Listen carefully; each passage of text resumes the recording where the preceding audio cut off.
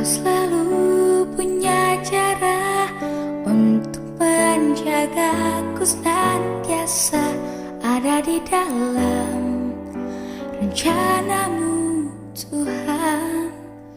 Kau selalu punya cara untuk mengubah keburukan agar menjadi hal baik bagiku. Bila gunung di hadapanku tak jua berpindah, kau berikanku kekuatan untuk mendakinya. Ku lakukan yang terbaikku, kau yang selebihnya.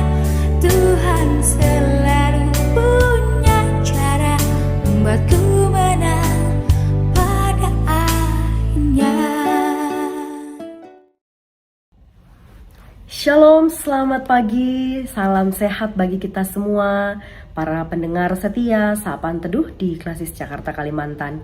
Untuk memulai hari ini, mari kita bersatu di dalam doa. Terima kasih Tuhan, Engkau boleh bangunkan kami dari istirahat kami sepanjang malam. Dan pagi ini sebelum memulai segala aktivitas kami rindu disegarkan oleh firman Tuhan.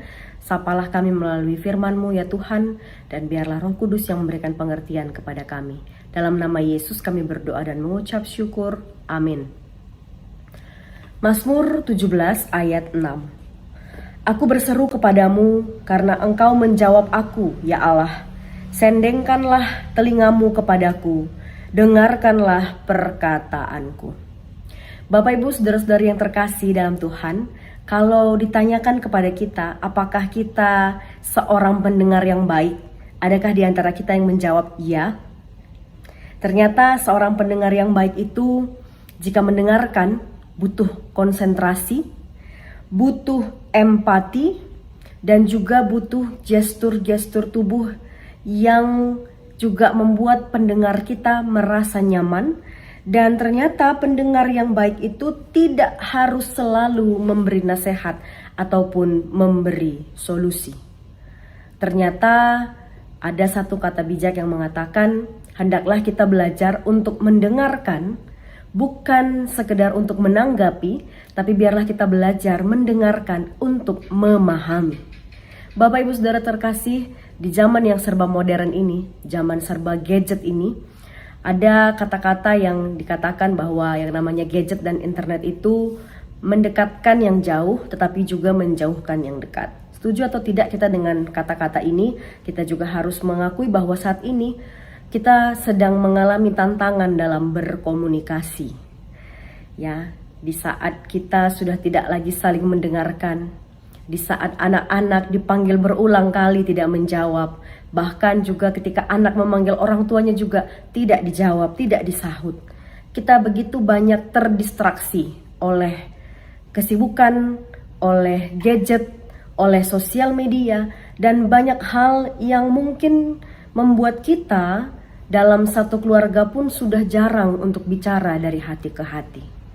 Bapak Ibu Saudara yang terkasih, saat ini banyak sekali anggota keluarga, bukan hanya anak tetapi juga orang tua yang merasa kesepian padahal rumah penuh dengan orang.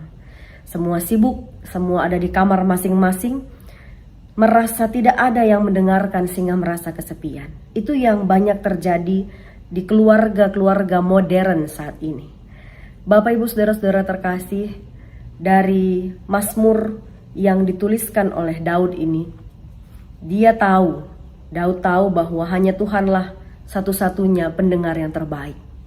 Hanya Tuhanlah satu-satunya tempat ia bisa mencurahkan segala isi hatinya tanpa harus ada ragu-ragu, tanpa harus ada rasa tidak enak.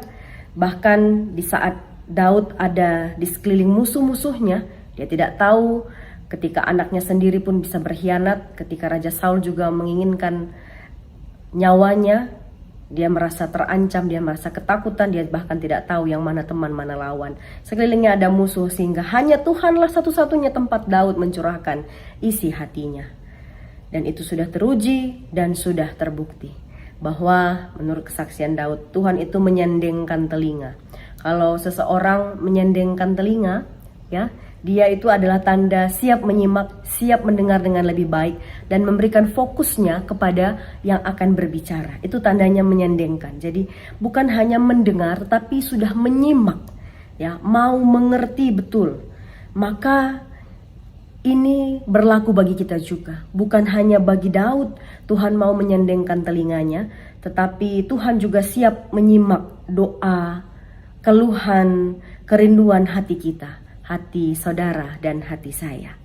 Menurut kesaksian Daud dalam Mazmur ini, Tuhan juga bukan hanya mendengar, tapi ia pun menjawab. Tuhan tidak pernah terlalu sibuk semua doa-doa kita didengarkan. Kita tidak perlu antri, ya. Saat tidak seorang pun bisa mendengarkan kita, Tuhan senantiasa mendengarkan. Maka pada hari ini ada 2 pesan yang kita bisa dengar, kita bisa ambil di dalam sapaan teduh hari ini, yaitu yang pertama, kita tidak perlu merasa sendirian. Ternyata kita tidak perlu merasa kesepian karena Tuhan ada. 24 jam Tuhan standby tanpa harus kita antri. Dan kita juga ditunggu oleh Tuhan ternyata setiap hari. Jadi jangan kita lewati hari-hari tanpa mencurahkan isi hati kepada Tuhan, tanpa mencurahkan beban pikiran kita kepada Tuhan. Karena Tuhan itu selalu menunggu kita datang padanya. Yang kedua, Bapak Ibu Saudara, kita tidak perlu khawatir akan apapun. Setelah kita bercerita pada Tuhan, kita keluarkan isi hati kita dalam doa-doa kita. Beban di pundak kita itu menjadi lebih ringan. Ya. Khawatir kita itu diganti oleh kelegaan. Tidak otomatis masalah kita menjadi clear, menjadi selesai. Tetapi begitu kita berdoa, selesai berdoa, kita menjadi lebih clear untuk berpikir, untuk bertindak, dan menghadapi apapun juga. Jadi tidak apa-apa Bapak Ibu kalau tidak ada yang bisa mengerti kita. Belum ada yang bisa mengerti kondisi kita, isi hati kita. Karena Tuhan mengerti. Tuhan peduli akan kita semua. Ya, jadi kalau kita cerita kepada Tuhan duluan, maka orang berikutnya yang akan menjadi tempat cerita kita bisa saja adalah suruhan Tuhan untuk menyampaikan pada kita apa menjadi kehendak Tuhan.